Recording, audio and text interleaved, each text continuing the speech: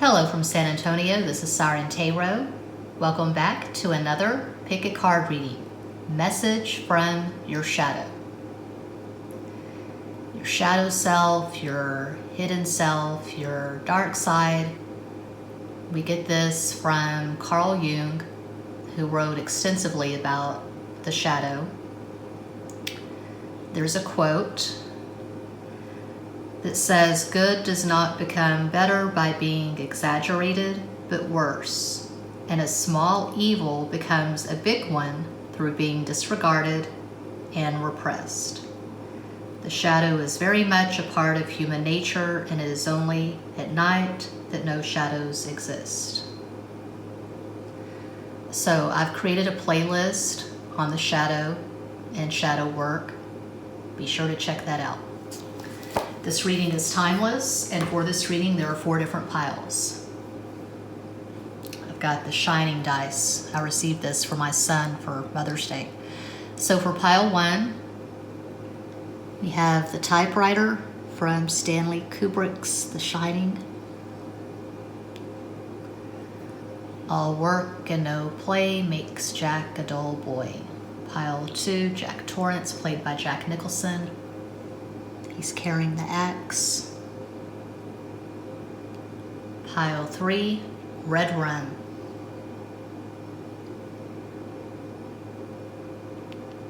And pile 4, the Ghost Twins.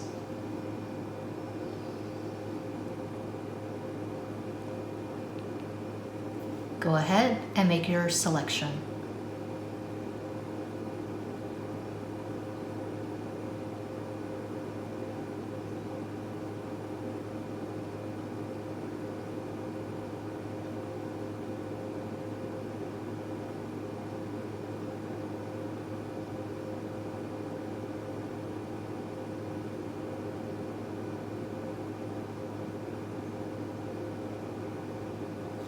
If you chose pile 1, here's your reading.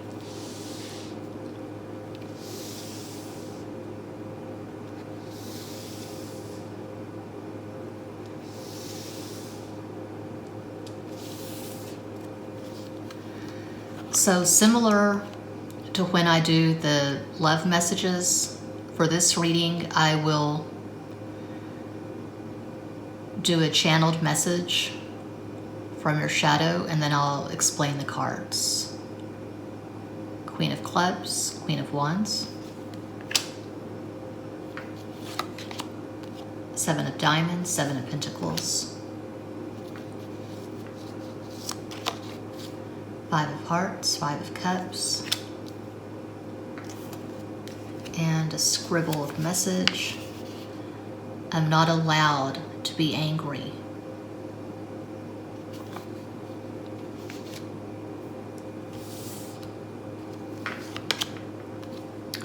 Silta de Espadas, Page of Swords.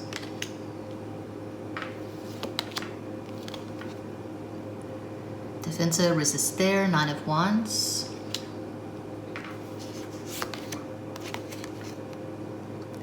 Advertencia Amenaza, 7 of Wands. The Star. King of Pentacles. The Sun, El Ermitaño, La Estrella, Cinco de Bastos, 5 of Wands,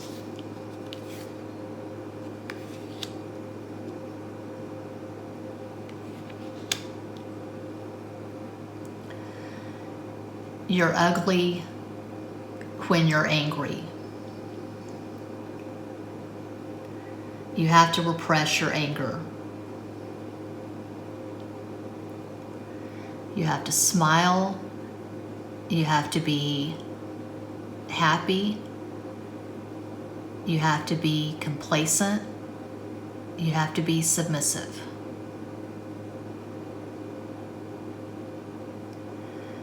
It's scary being overwhelmed by emotions, So it's far easier to pretend like you don't have any.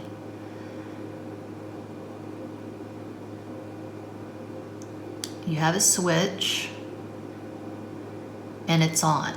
You have to be light, sunny, happy all the time. You don't have the right to express your anger. If you show your anger, you will be punished. You will be abandoned. You will be discounted. When you're angry, you have no value. Okay, if you chose pile 1, you may struggle with depression because repressed rage manifests as depression. And I can definitely relate to this. I've struggled since childhood with depression. I was taught as a child that it's not okay to be angry. My parents could be angry with me, but I could not express anger or frustration. If you chose pile 1, like me, maybe you had very dominant parents with very strong personalities, especially your father may have been a kind of tyrant, a kind of bully. My father was a rageaholic. Okay.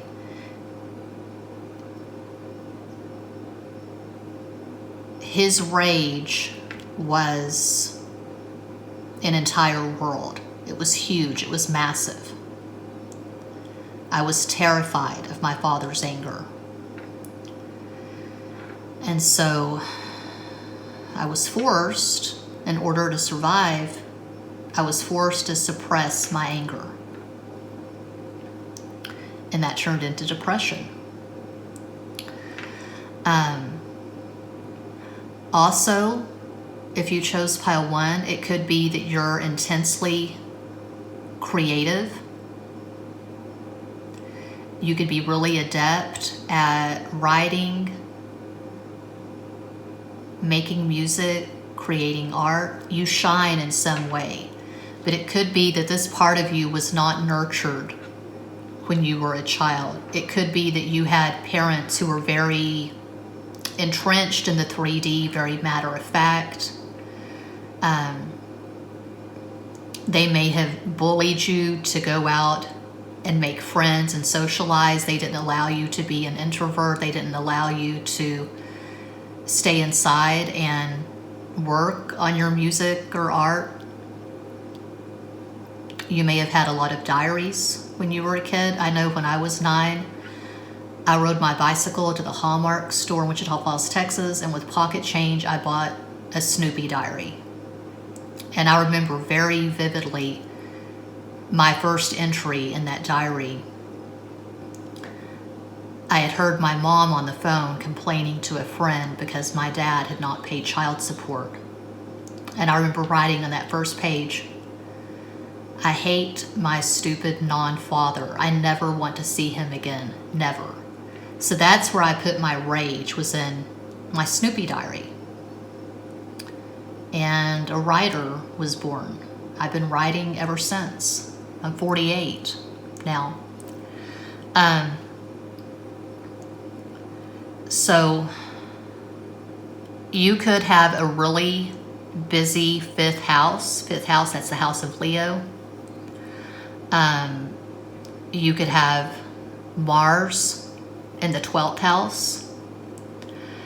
You could have something in Leo or Aquarius. So like I do for all my readings, I call out astro combos just for fun. Queen of Wands is the first card, and we have the star Aquarius twice, and we also have the sun Leo.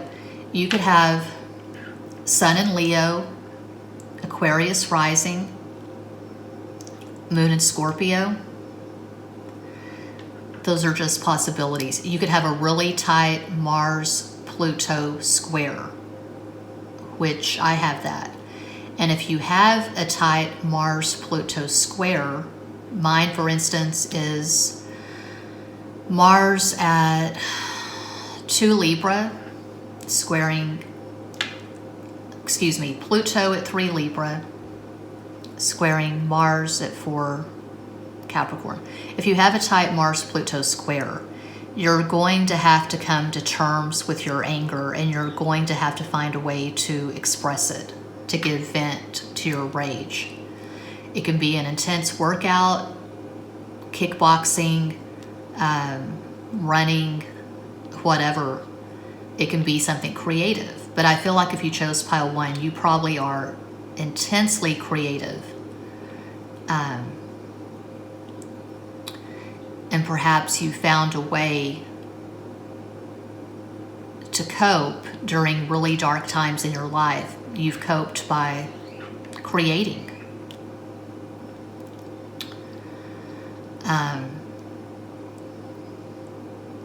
There may have been one person, a certain person, a special person in your childhood who saw your light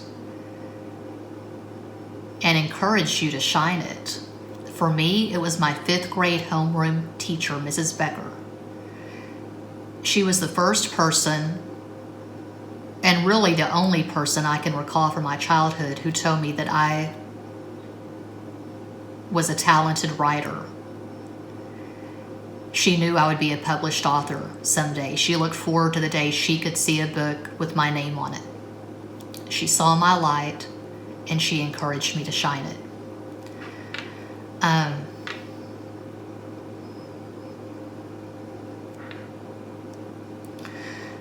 So if this resonates,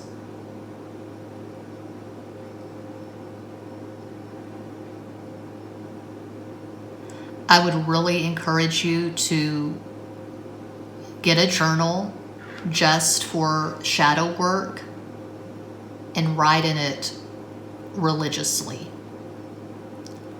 Certainly for the moon cycles, the new moon and the full moon, but all the time. Whenever you feel uncomfortable, whenever you feel overwhelmed by anger, write it down. Anyone who is confused by what shadow work is, I tell them to listen to Pink Floyd's The Wall, or watch the movie, or listen to Hole's Live Through This. The Beauty Process by L7 is another good example of shadow work.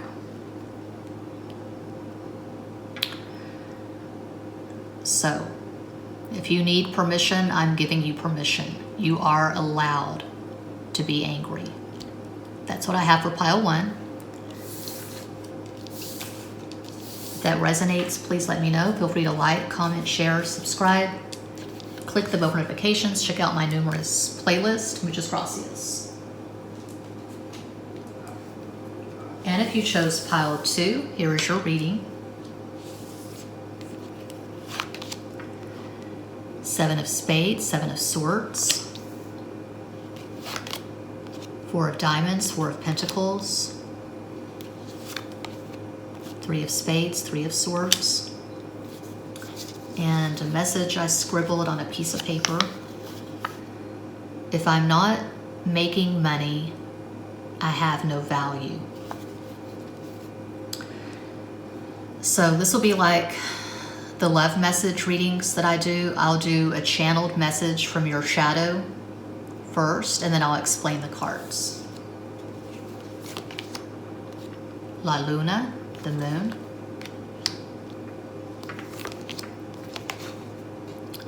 La Templanza, temperance. Venganza, distorsión, 10 of swords. 10 of wands. Page of pentacles. Knight of swords. El colgado, the hanged man. The magician. Ocho de copas, 8 of cups.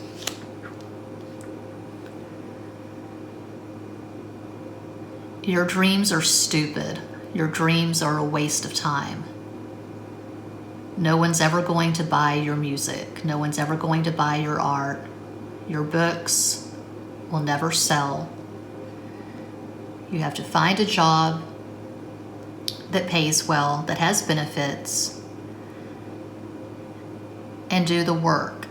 If you want to carve out some time on the weekend, you can dabble in your little hobbies. But you're fooling yourself if you think you're actually going to succeed at this. If you're not making money, if you're not paying your bills, well, then what good are you? You're worthless. You're useless.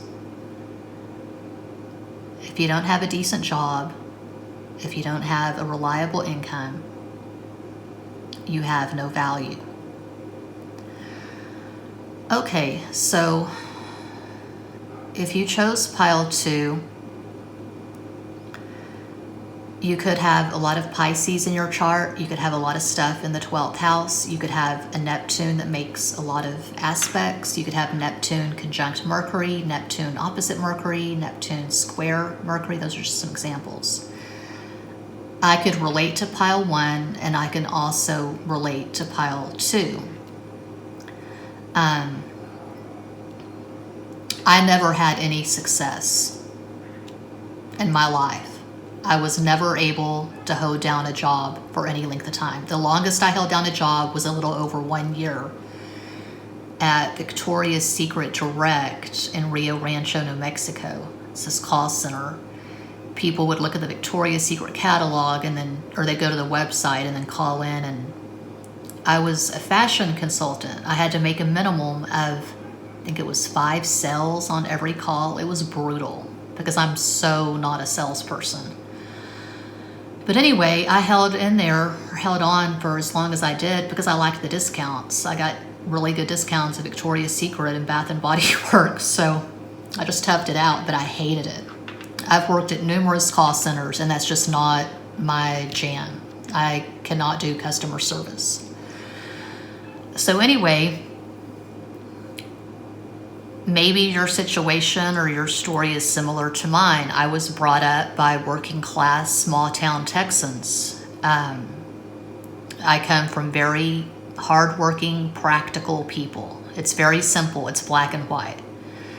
You graduate from high school, and I'm a first generation college student. None of my family ever went to college.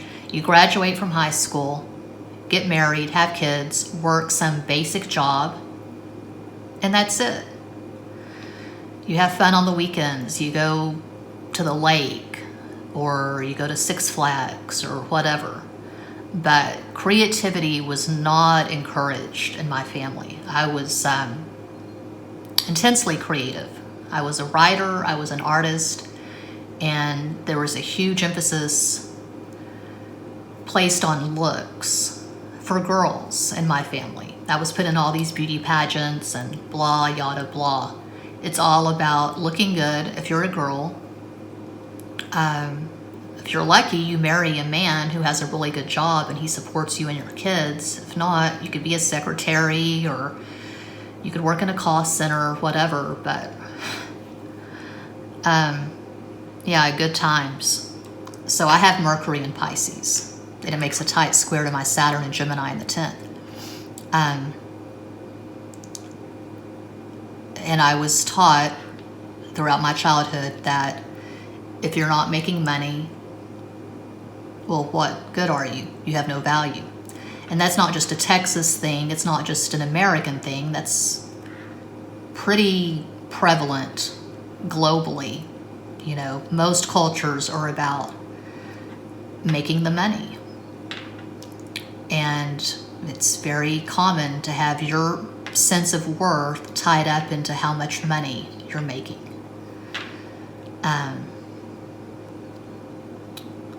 There's kind of been a backlash, I guess, the past few years with minimalism and the tiny houses and all that, but Also, you could be one of those who you feel like people have taken advantage of you because of your money. Maybe you have found yourself supporting someone who doesn't work, who doesn't want to work, and you feel like you can't keep someone's interest if you're not supporting them, if you're not taking care of them. So there's that.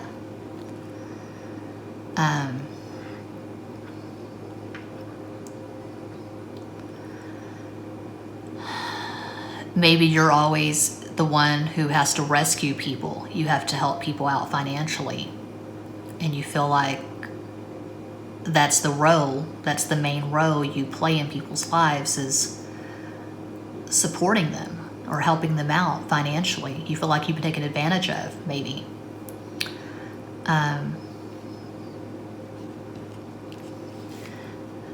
But I'm seeing a really toxic attitude regarding money and tying money up into self-worth with pile 2.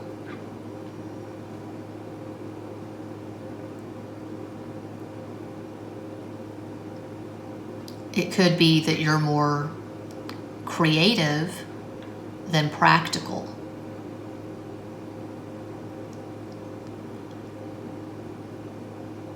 You could make music, you could be a singer, you could be an actor, artist, writer. I know for years, decades, I tried to make money with my writing, and it never really panned out. So having this YouTube channel and reading for clients for these past 2.5 years, this is the most success I've ever had in my life. And I've had to do a lot of work on myself to overcome lack mentality and poverty consciousness. It's just what I've known all my life, you know. There's so much tied up with money and possessions. It's really sick, but it's very ubiquitous. It's very common.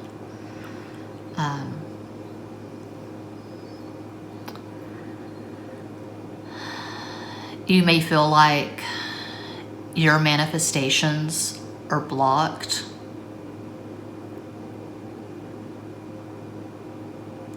You may feel like money is not flowing into your life.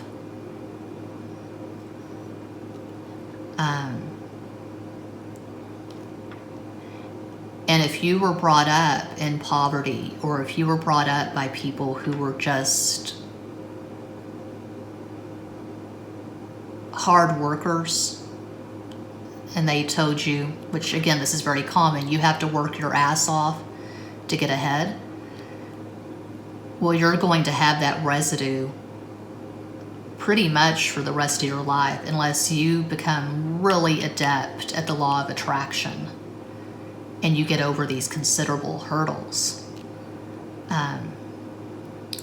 I've done tapping with Brad. I've done Mary Kate's guided meditations. I've done all kinds of stuff these past 5 years being in hermit mode. Really intense work. And I'm still not where I want to be, but I'm a lot better off now than I was in 2016, 2017. So, and it could be, maybe at some point in your life, it happened to me in 1996 when I was pregnant, someone you cared about, someone you were in love with, abandoned you for someone who had money.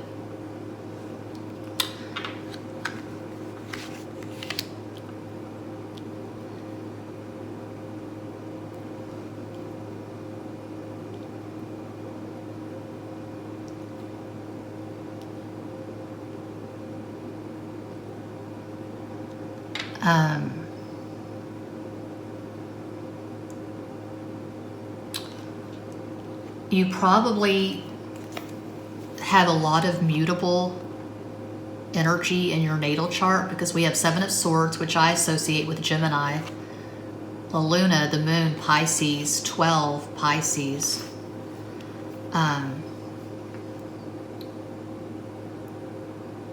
And there's confusion. Maybe you never had a clear idea on what you wanted to, quote unquote, be when you grew up. You know, some kids say, I want to be a doctor, or I want to be a nurse. Some people knew when they were kids what they wanted to be, and other people struggle.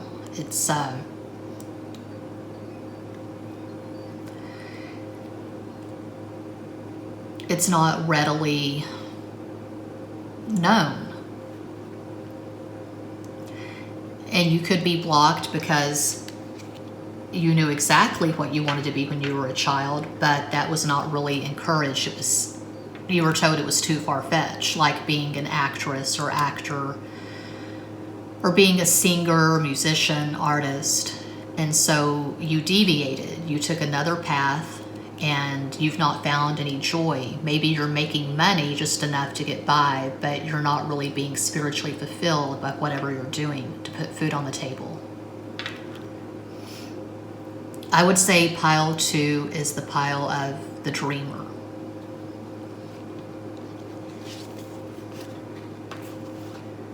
And if you feel stifled and frustrated and feel like your manifestations are being blocked, you're going to have to create this balance. Do what feeds your soul, and do the other thing. Work the job, whatever you have to do to survive, obviously, but don't neglect the part of you that does dream and dreams big, because I feel like you're being spiritually starved almost for pile 2. You're not creating, you're not expressing your true colors.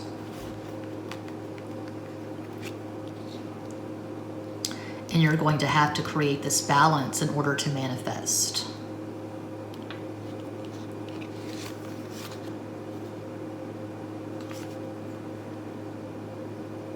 You've probably had a pretty dramatic life with extreme highs and extreme lows. Maybe you've been married and divorced a couple of times, like me.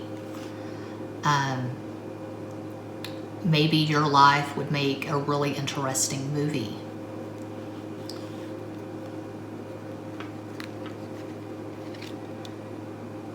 The 8 of Cups is not just about walking away from something. It's also about walking towards something. I see the 8 of Cups as the card of the North Node.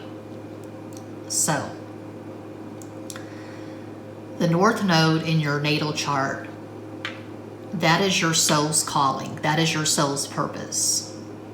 We're down here on this planet to have the experience of being human, and we're down here to do the work. We're in soul school. So if you ignore your North Node, you're cheating. You're not showing up for class.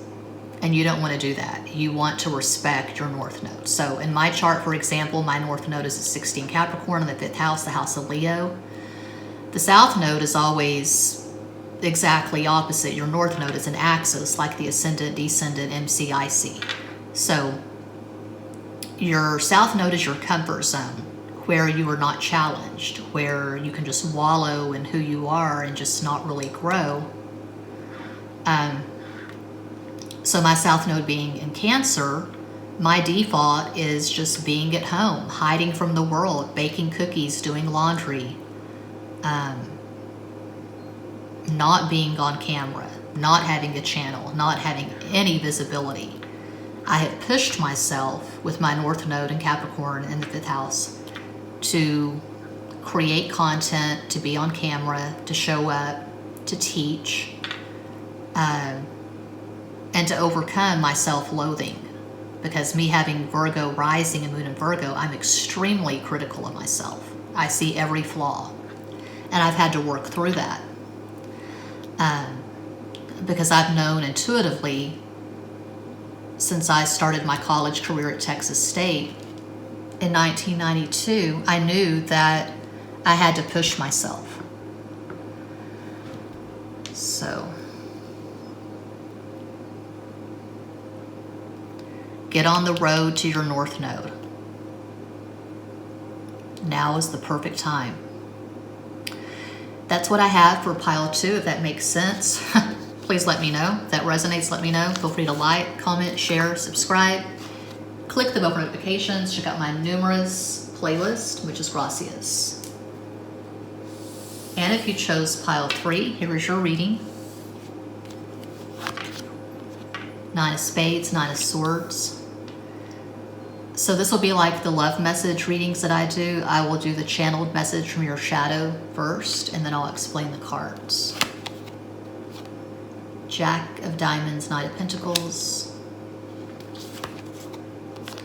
7 of Clubs, 7 of Wands, a message that I scribbled on a piece of paper.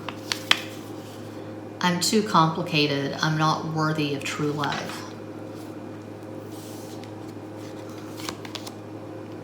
La Justicia, Justice. Curiosidad, Explorar, 3 of Wands. El Otro Mundo, the other world. So that's like hell, Hades, purgatory. Well, it's the 5D, it's the spiritual realm, very obviously. Got the cemetery. We got these spirits swirling around, the Grim Reaper, Santa Muerte.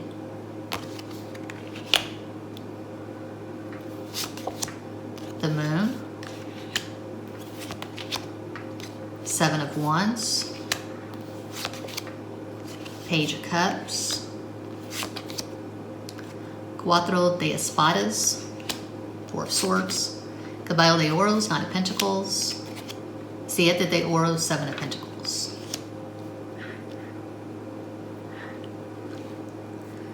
I think too much. I'm always in my head. It is very hard for me to live in my body. It's very hard for me to let go and let God. I don't trust anyone. I don't have faith. I assume that anyone who tries to get into a relationship with me has an agenda. They have hidden motives. They want to use me in some way.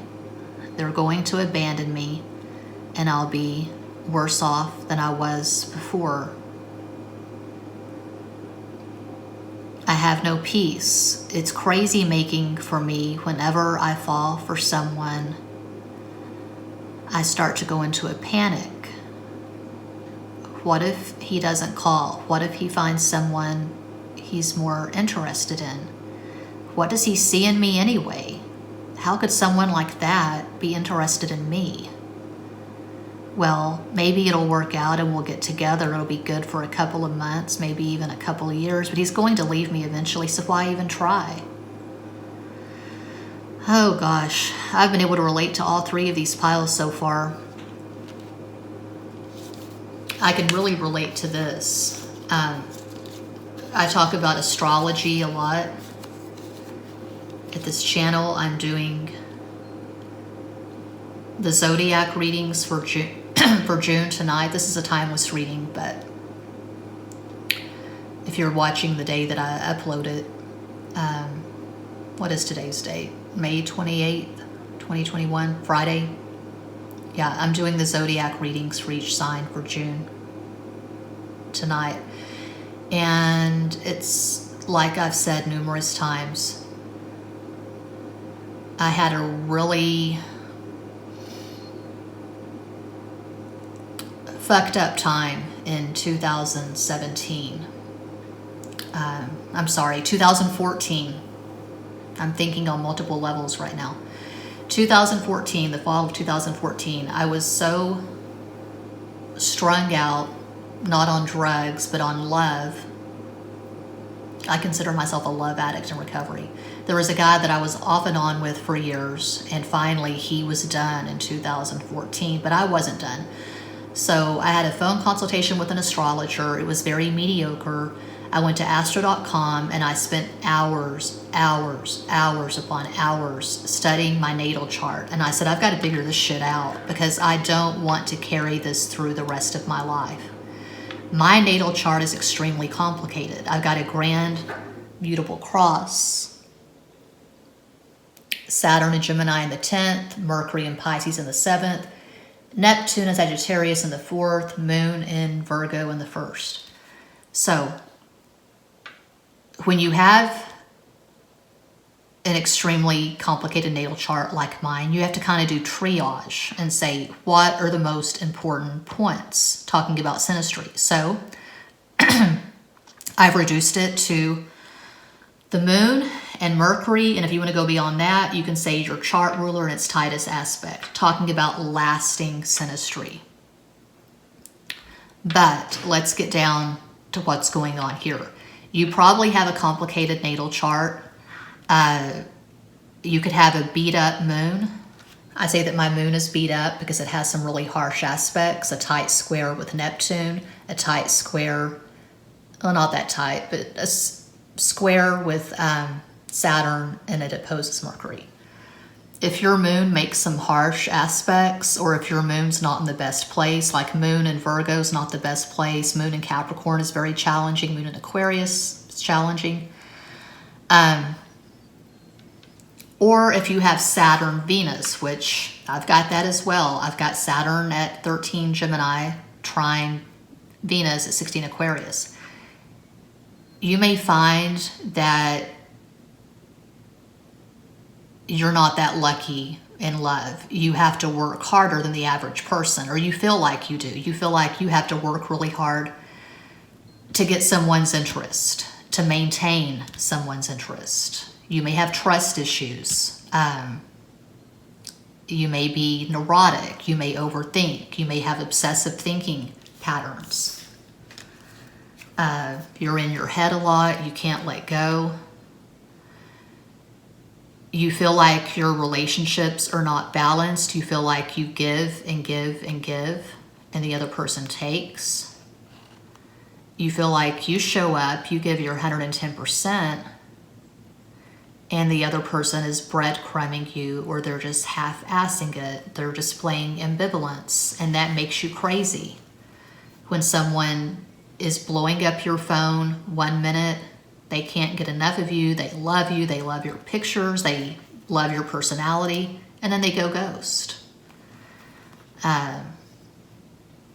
That's extremely crazy making for me, which is why I don't date. I can't date.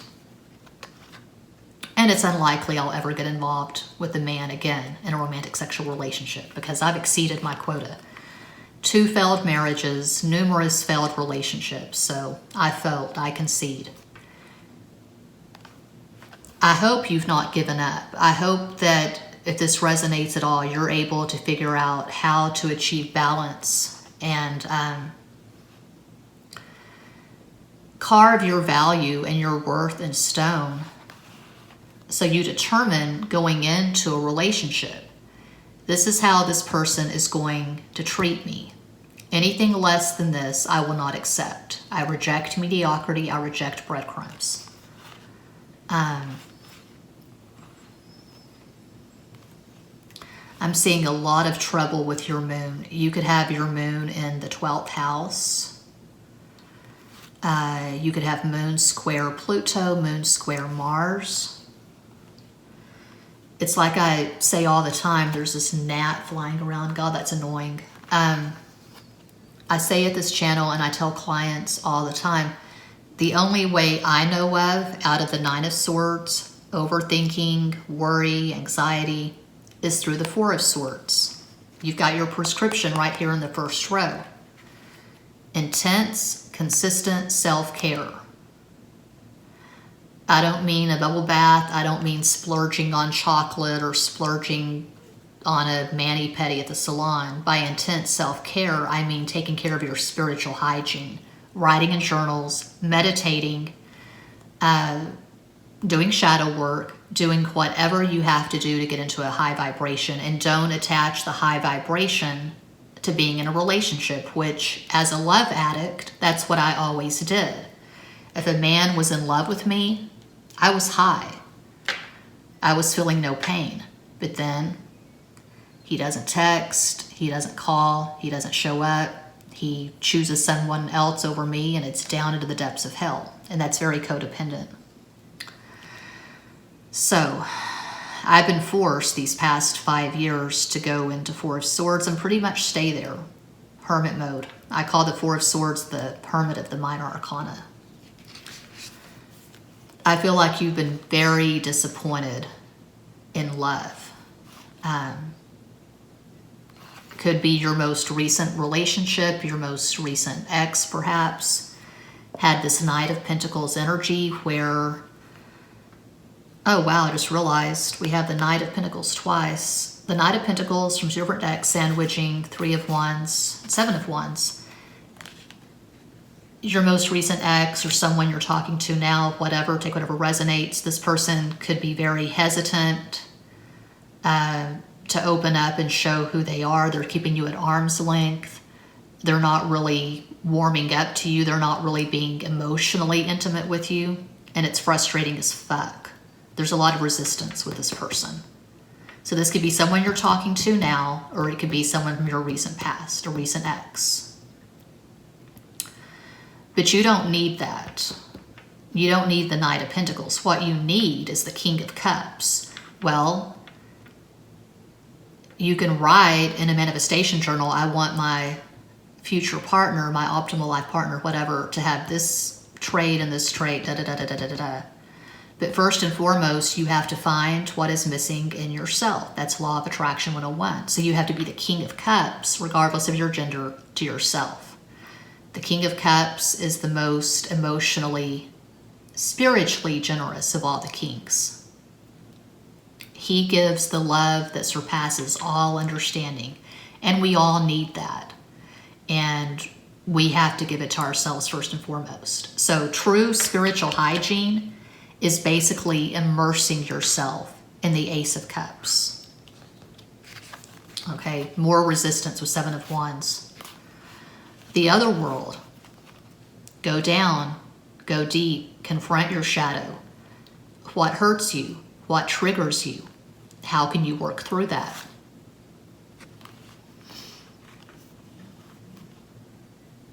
Seven of Pentacles, patience. The work never ends. We're all works in progress.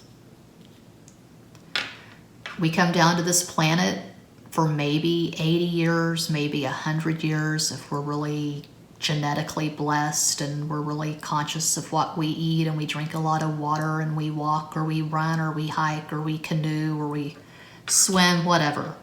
80 to 100 years down here on planet Earth.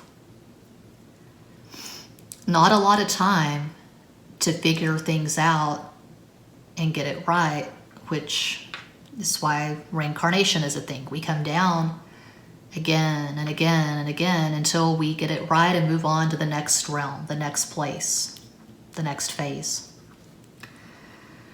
So, what is your lesson to learn in this incarnation?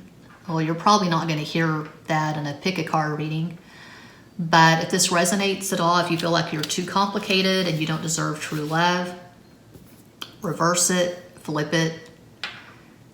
We all deserve love. It's not even about deserving, it's about claiming. Claim the Ace of Cups. Immerse yourself in the Ace of Cups. To sum it up, that's it for pile 3. If that resonates, please let me know. Feel free to like, comment, share, subscribe. Click the bell for notifications. Check out my numerous playlist. Muchas gracias. And if you chose pile 4, here is your reading. So it's like when I do the love message readings, I'll do a channeled message from your shadow first, and then I'll explain the cards. Ace of Clubs, Ace of Wands, Queen of Hearts, Queen of Cups, Three of Clubs, Three of Wands, a little message I scribbled on a piece of paper. My needs are not important.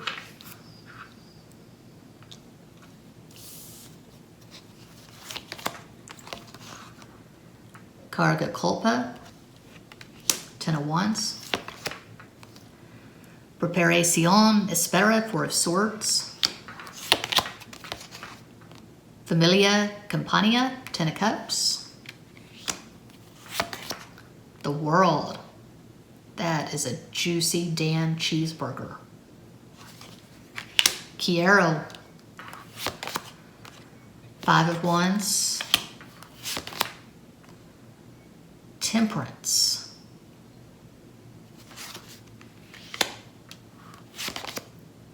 As de Copas, Ace of Cups. Cinco de Espadas, 5 of Swords. Ocho, Strength. I have to show up for everybody else. Everyone relies on me. If I don't show up, everything falls apart. I have to make sure the floors are clean, the clothes are put away, the brownies are baked, the sandwiches are made. This person needs this and that person needs that, and it's all up to me. It's all on my shoulders. So I don't have time to be frivolous. I don't have time to soak in a tub of bubbles or hula hoop or get on a plane and go to Paris or Fiji or Costa Rica for that oh so hallowed guided shaman ayahuasca experience. No, I have to show up and do the hard ass work. Everyone relies on me. Everyone depends on me. Okay, I can't really relate to pile 4. This is the first pile that I can't really relate to because I am intensely selfish, and I've learned that from years and years, decades of watching my mom and my maternal grandmother. Now, my maternal grandmother, she can be pretty selfish. She's a character, but my mom, all of my life, I've seen this woman pretty much stuck in martyr mode. So she shows up for her husbands. She's on her 3rd marriage. She shows up for the men in her life. She shows up for her kids, her grandkids. Well, what's left for you? Where's your piece of the damn pie? I've never understood that. We're just very different women. I'm very creative and my mom's not. It's my very firm belief that we're all born creators. We're all born creative. And we either honor that and express ourselves through music, art, writing, or we don't. But I cannot relate to someone who just gives and gives and gives to other people and doesn't give anything to themselves, because I just see depletion with that. I see psychic exhaustion. I see resentment. There were numerous times in my childhood and in my adult life when I saw my mom just very bitter and resentful because she wasn't taking time for herself. So it's a cliche because it's true. We have to take care of ourselves first and foremost. It's okay to be selfish. It's okay to sit down at a piano for 2 hours or get on a plane if you've got to get away and go take a trip somewhere. Or hell, just go to the bathroom and lock the door for 2 hours and just soak in a tub of bubbles by candlelight. Breathe in, breathe out. Listen to music that you enjoy. Dance to music that you enjoy. Collect something, like, I don't know, comic books, lipsticks, tarot cards. But this is very dangerous, to deny your needs, to just show up for other people and to deny your sexuality, your creativity, your thirst, your hunger. All kinds of terrible things can happen if we starve ourselves spiritually. So I'm seeing repressed sexuality. You could be intensely sexual, sensual, but you're not really living that. You're not in a relationship. Or you choose partners who are very selfish, They're concerned with their pleasure, not with yours. I'm seeing a lack of balance. This is the pile of the giver. You give, you give, you give, and you don't get much back. You have an extremely rigid work ethic.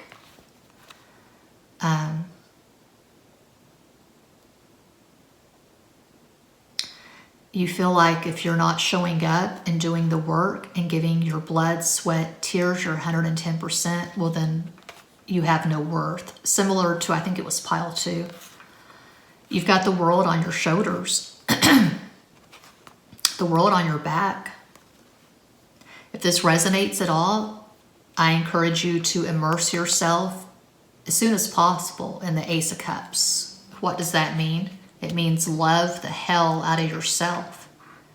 Get a journal. Create a dialogue with yourself. What am I most hungry for?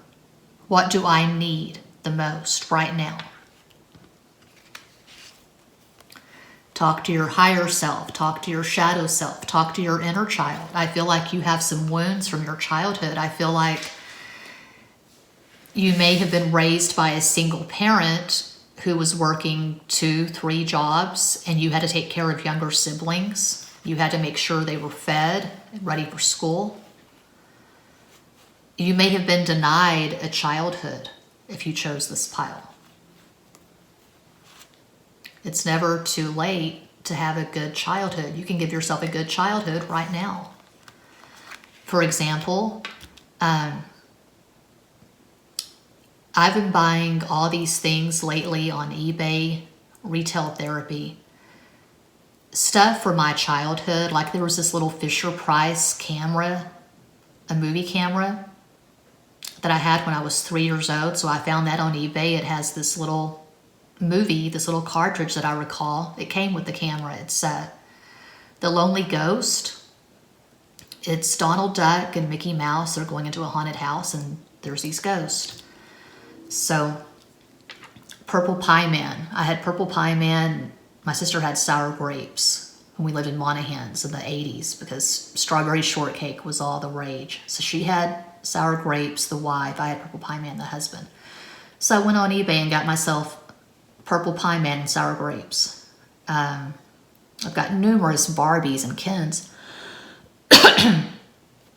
And I use the dolls at my other channels when I'm just creating weird random content, making my little art films, whatever. So go crazy. Do whatever your inner child dictates.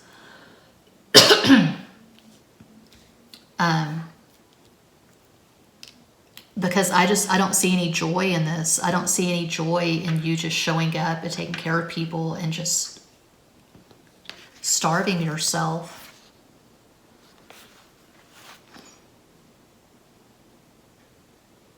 You have a lot of guilt. You have a lot of shame. You feel like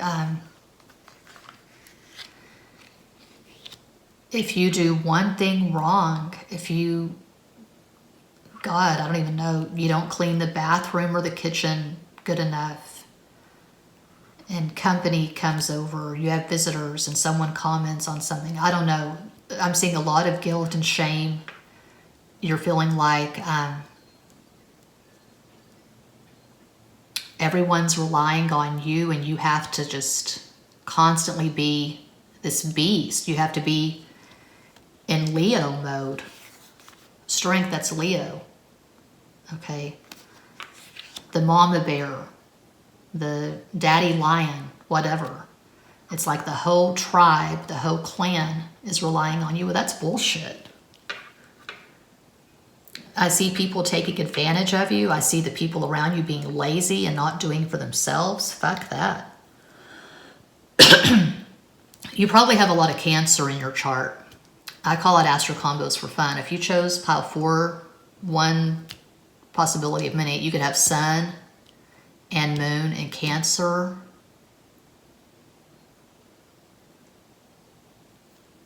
Leo rising. which would make you a 12th houser. And that makes total sense. Because for years, I thought, how could my mom be a Gemini? She's nothing at all like a Gemini. She's a martyr. She's all about taking care of people. She's not superficial. She's just not a Gemini. Well, then I found out that she has Cancer rising. So she's got her sun in the 12th house. When your sun is in the 12th house, it's going to be more subdued, more like a Pisces, more shadowy. Let your inner child out to play. That's what I'm getting loud and clear for pile 4. So if that resonates, let me know. And that does conclude this pick a card reading. Thank you all so much for watching, liking, commenting, subscribing, and sharing. Sending you all massive love and light from San Antonio.